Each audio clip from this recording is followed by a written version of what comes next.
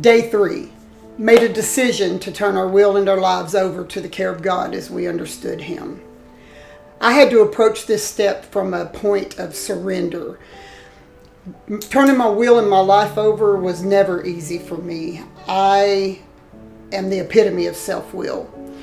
What I had to look at is where my self-will got me, and that was jail, hospitals, broken, breakups, lack of friendships. I ruined friendships. I had no family. I ruined my family relationships. And I didn't have a lot of positive things in my life. I had to be beaten into submission before I was willing to surrender anything, will, life, anything, even a moment in time I couldn't surrender over.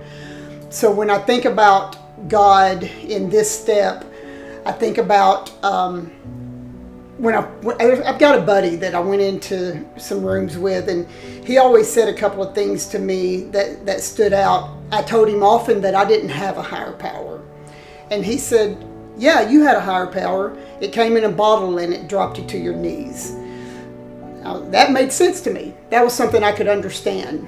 Equally, came in a bottle, came in a baggie, didn't matter. And I often told him, that I hadn't made all the mistakes that other alcoholics and drug addicts had, that I hadn't killed anybody yet.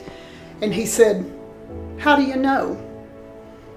That was a valid question for me. How did I know? I mean, I'd driven drunk and high many, many times. I remember times that I didn't even know where my car was. One time I drove all the way home with a cop following me. I went in and passed out in the bed, and he came in to get me to take me to jail. So we talk about surrender I was completely broken. I remember in early sobriety, I had never prayed. I did some church as a child, but I had never prayed. I only did it to, get candy on the bus and stuff. I'd never prayed. And early sobriety, I was still in treatment, and we were having a little family counseling session.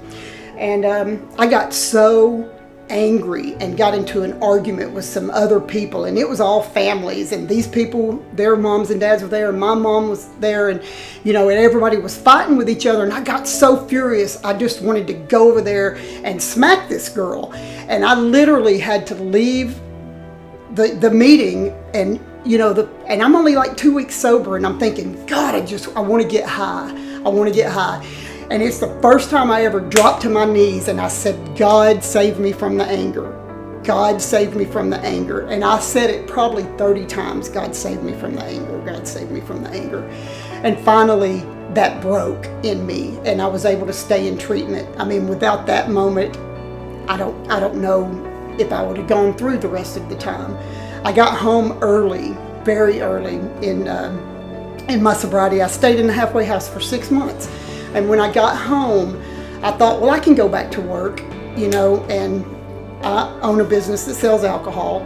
So I get on my little pretty suit, and I've got 7 months sober. I was in treatment for 30 days and went to halfway house for 6 months, and I'd get on my little suit and I'd go down there, and I'm like, yeah, I can do this. I walked in the door, and this rush of panic came over me, and I said, I can't work in this restaurant right now. I can't do it. If I walk in this restaurant, I'm going to make me a big old white Russian, and I'm going to call the dope man, and I'm going to get an 8 ball of cocaine, and I'm going to go hide in my house. What did I do instead? I went home. I turned off my phone. I turned off all of my lights, and I hit my knees for the second time in my life with an honest prayer, and I said, God, don't let me get high today. God, don't let me get high today. God, don't let me get high today. And I did not get high that day. That's the only true time that I can know that I turned my will over to God. And now I try to approach that step with that I want to be patient enough to find what God has in store for me, and that I'm here for some reason. I know that you're here for a reason too. Surrender to give up the high cost of your low living. We can help you with that. Just reach out to us. Tune in tomorrow for step 4, and I want to tell you in advance, 3 and 4 are a little bit long, but these are the crux of my story, and they're worth it. So please watch them in their entirety. Thank you.